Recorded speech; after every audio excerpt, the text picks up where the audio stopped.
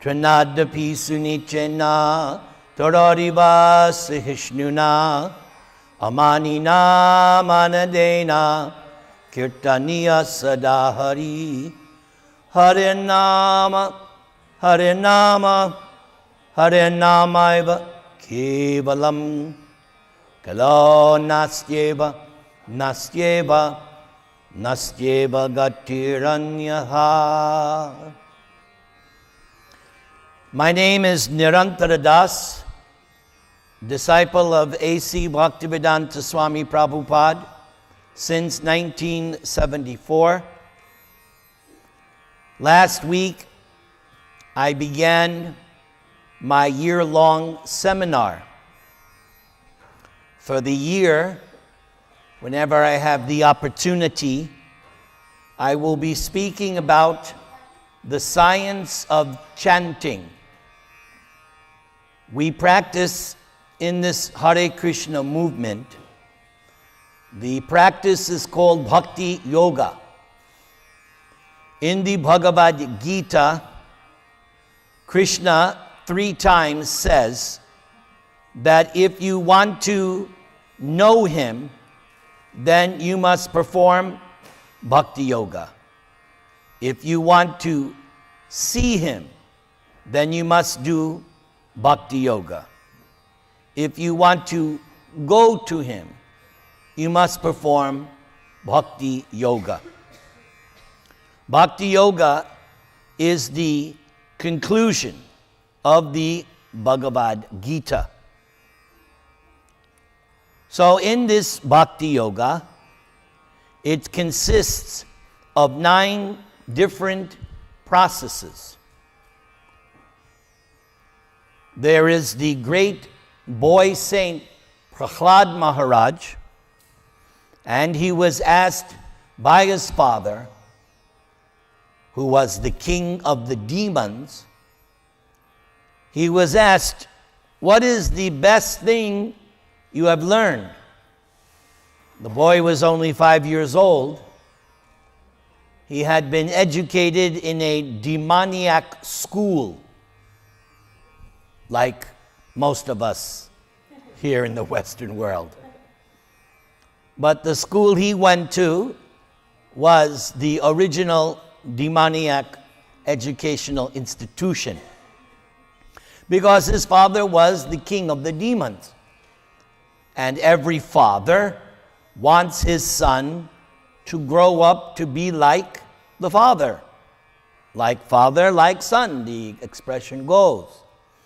But the problem was, this boy, when he was in the womb of his mother, was educated differently. In the womb of his mother, he was educated by the great devotee, Narada Muni Bhajai Vina Radhika Ramana Name. Narada Muni is a transcendental personality. He is free to go anywhere, heaven, hell, spiritual world, no restrictions.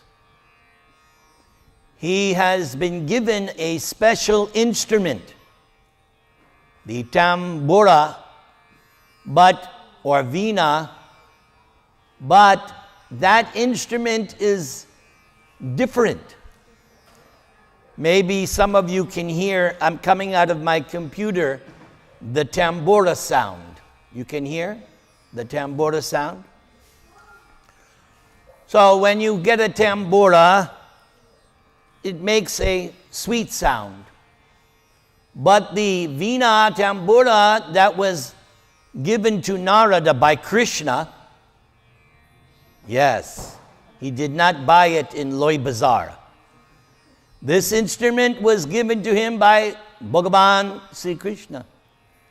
And when he strokes the strings, the special sound comes out. Radhika Ramana. Everybody say. Special instrument.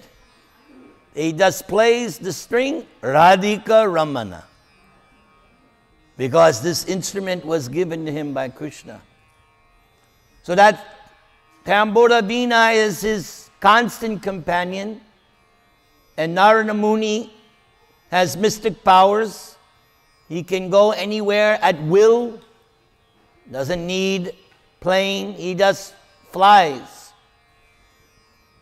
So Narada Muni instructed this Prahlad Maharaj when he was in the womb of his mother and taught him the science of Bhakti Yoga. So even though the father was the greatest demon, Hiranyakashipu, the boy was not a demon. And when he came out, when he was born, he was self-realized, and not only self-realized, pure devotee of God. So when the father asked him for the second time, "My son?" "Yes, father." "Come, sit on my lap." And of course, like any good father, when the son sits on the father's lap, the father smells the head. It's very refreshing for the father. I did that for my grandson when he lived with me the first 5 years. I would smell his head. Very nice feeling. "Prahlad?" "Yes, father." "Tell me now, I have sent you to that school. Tell me, what is the best thing you have learned?" And the boy is fearless. He replies, "Sravanam Kirtanam Vishnu Smaranam Padasevanam Archanam Vandanam Dasyam Sakyamatma Nivedanam Itipung Sarpita Vishnu Bhaktischain Navalakshana Kriyeti Bhagavati Yudha Tanmanye Ditam Uttama." My dear father, O best of the demons, the best thing I have learned is this 9 processes of pure devotional service.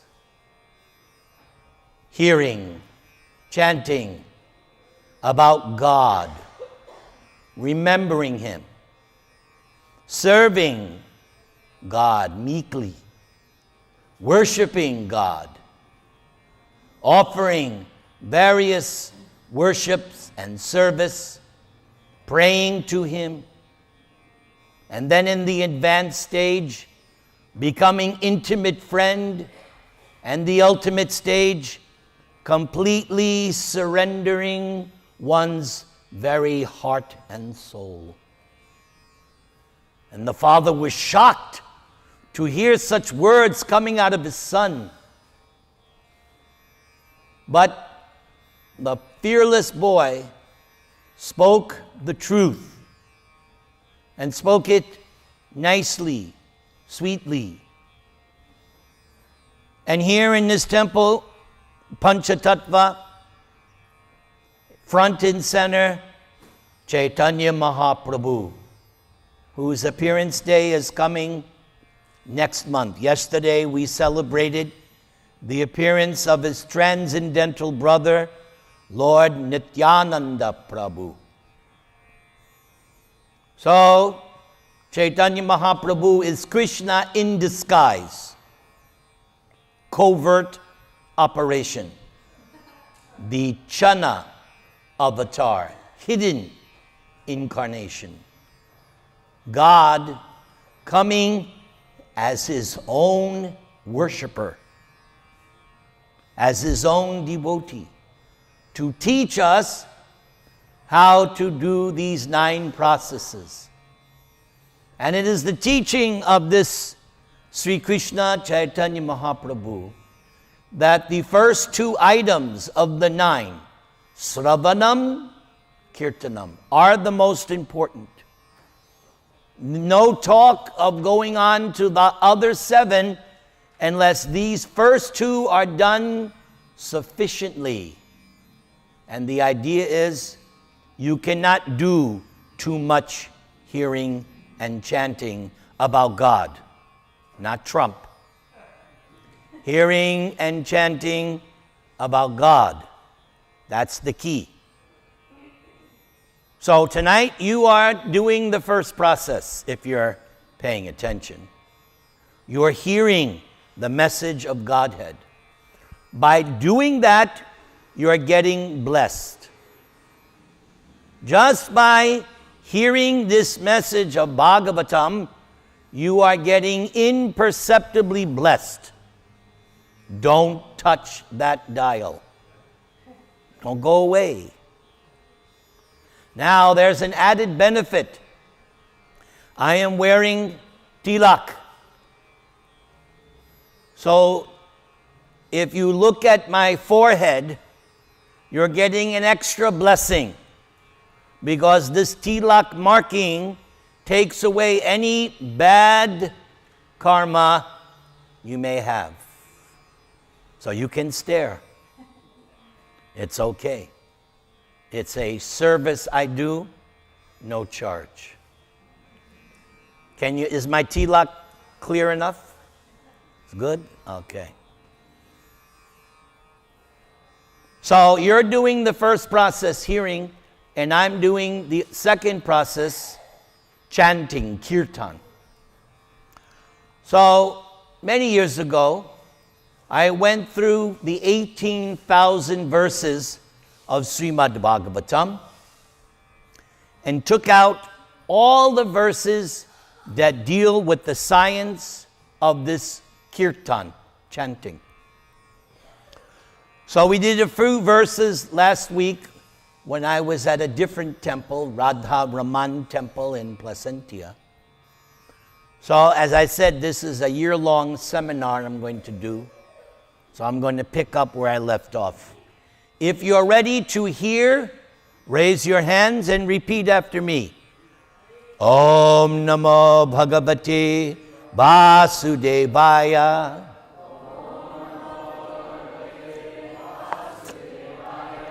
Om Namo Bhagavate Vasudevaya.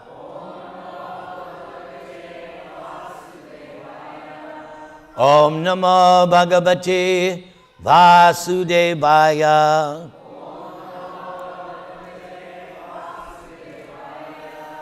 That mantra is called the 12-syllable mantra. The Hare Krishna mantra over there is called the 32-syllable mantra.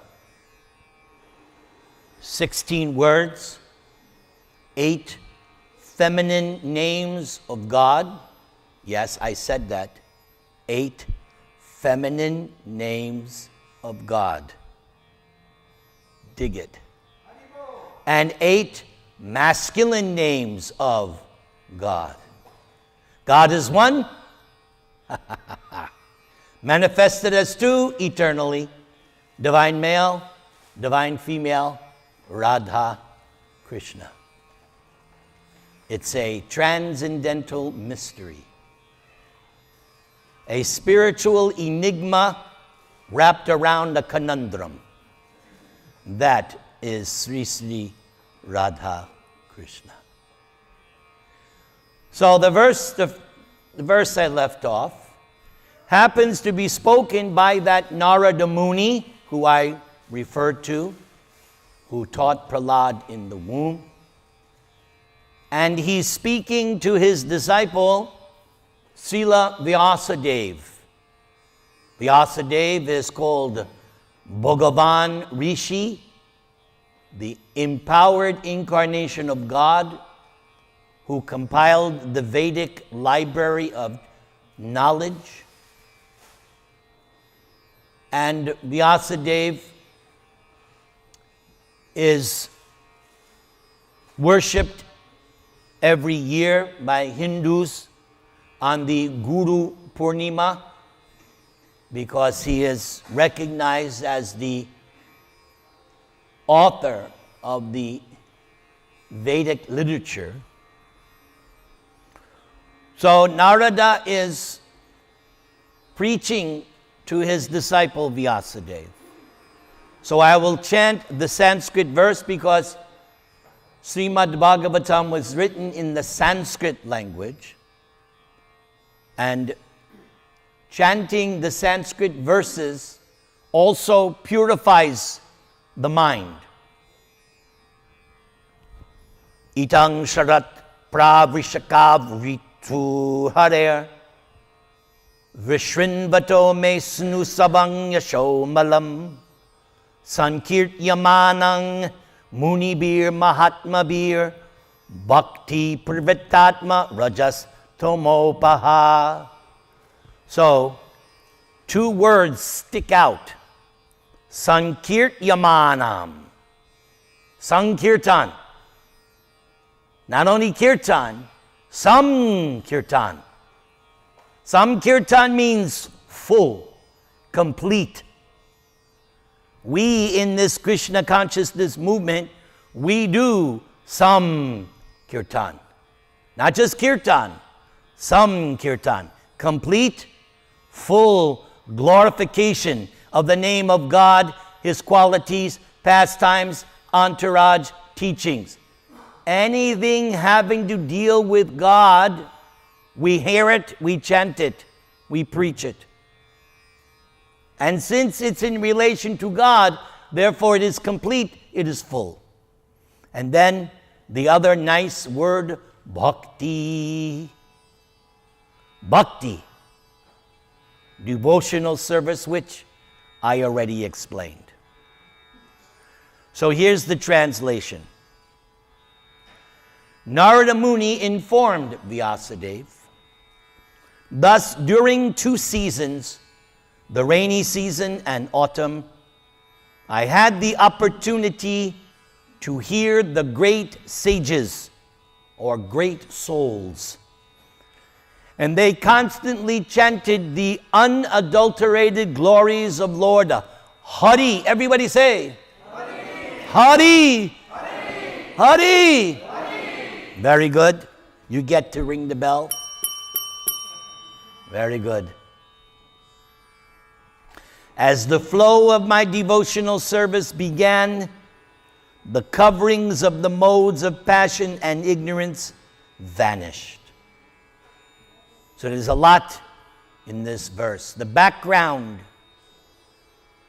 is that Narada is revealing to his disciple how he became self-realized.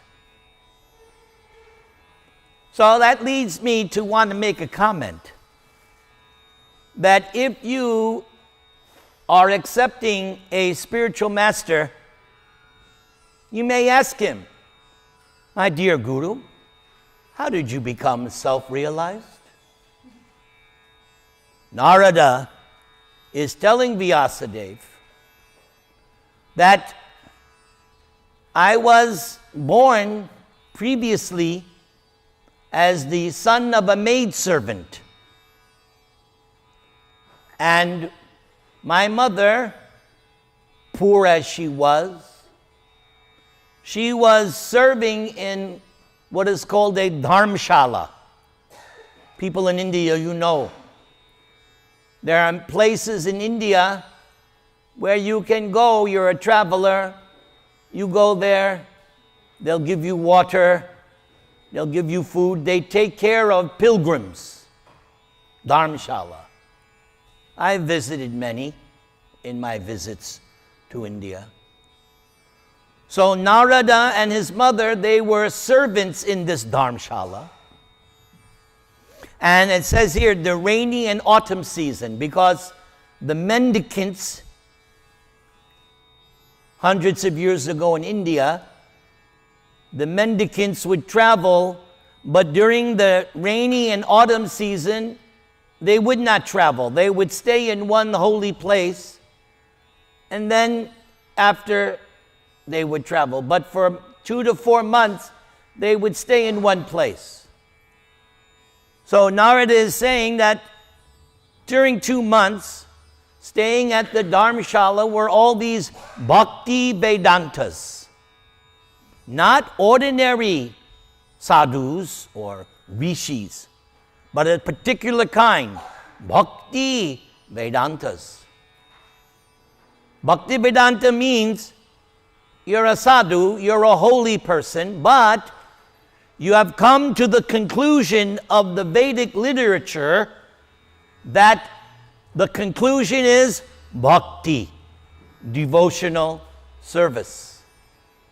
That's a very rare kind of sadhu, that you have come to the philosophical conclusion that I must perform these 9 items of devotional service I mentioned at the beginning.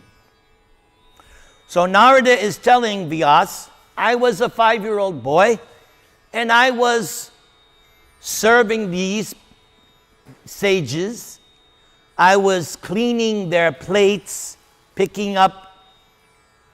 And one day, I asked one of them, can I take some of your remnants? Because that's also a custom in India.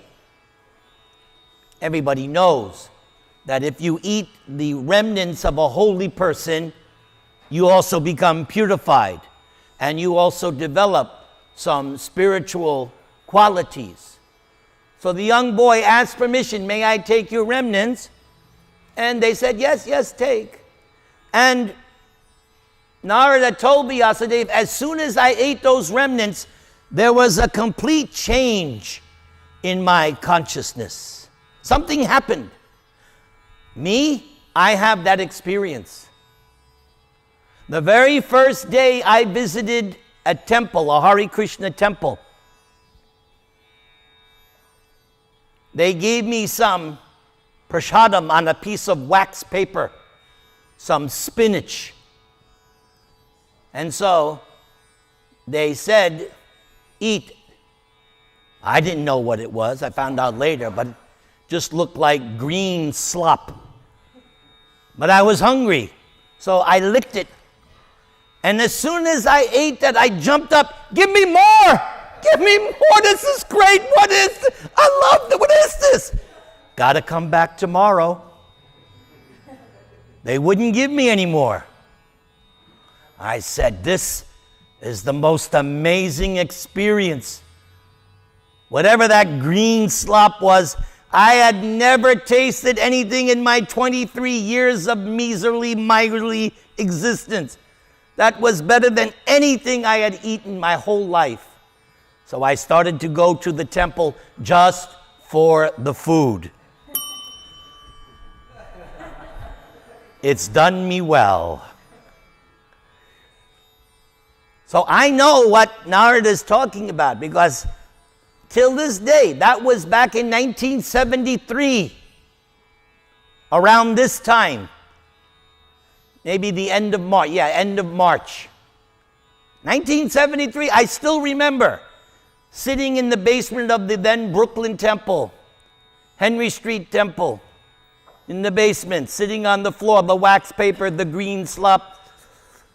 Give me, I jumped up. So good. So Narada said, yes, when I ate those remnants, a complete change in my consciousness. But not only that, because they were staying there day after day after day, these sages, they would discuss Krishna. They would discuss Bhakti Vedanta, not dry, impersonal Vedanta. No, they're Bhakti Vedantas. Their Vedanta was in the vision of devotional service, Krishna consciousness. And Narada was attracted.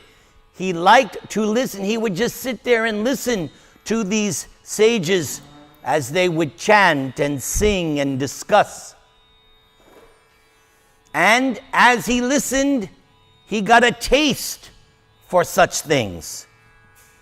As he said, I had the opportunity to hear. So, this is an important point. At any stage of your spiritual development, if you want to progress, then how to begin? You hear. You hear from somebody more advanced than you. But then there's a problem. There's nobody more advanced than me. So I guess I'll have to listen to me. Then you got a problem. You have the problem of pride. That you cannot recognize that there's somebody perhaps more advanced than you. And that's who you should hear from. So, this hearing process is how to get to the next level. In this science of bhakti, there's no end. The levels get higher and higher, just like birds. Some birds can fly this high, but some birds can fly this high. The capacity to fly is different for different birds. So in the same way, the levels of spiritual advancement goes on and up, higher and higher. But are you able to fly that high? So you have to proceed step by step by step and hear from those who are more advanced. Constantly chant the unadulterated glories of Lord Hari. Yes. What he's talking about, when we hear the TV news program or political debates, that's contaminated sound vibration. But when you hear Bhagavad Gita, Shreemad-Bhagavatam, when you hear these bhakti literatures, unadulterated, this is pure hearing. If I listen to the radio talk show, the TV talk show, what's the end result? Anger. Either they're lying through their teeth or they're just out and out rascals. Every one of them. No need to mention any names. They're all guilty. What's the result? You simply get angry and agitated. What a buffoon. Ah. But when you hear Bhagavad Gita, Shreemad-Bhagavatam, the Vedic literatures, you become pacified. You become like the Indian people know so well. Shanti, Shanti, Shanti. Chill out, man. That's the English translation of Shanti. Chill out. And this is not just some speculation. Any one of you who is chanting nicely on your beads, or you're spending time reading the Vedic literatures, you should also experience this. You spend quality time with Krishna, hearing and chanting, the end result is, I know personally, if I wasn't chanting, if I wasn't spending hours every day reading, I'd be a madman because that's my nature. I'm a Taurus, the bull. Just ask my wife, she'll tell you.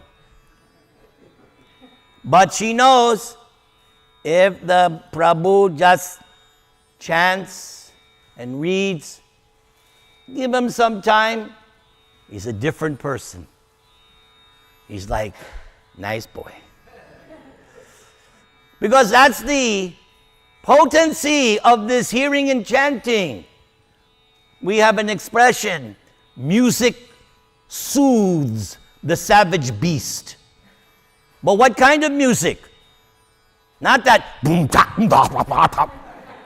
That doesn't give you any peace. No, it's just not transcendental sound vibration. You know, you're driving in the car, all of a sudden the car goes by. It's like, what? There's no peace. It's garbage. But if your car is playing nice bhajan, kirtan, or Prabhupada lecture, peace, nice, calm. I wish I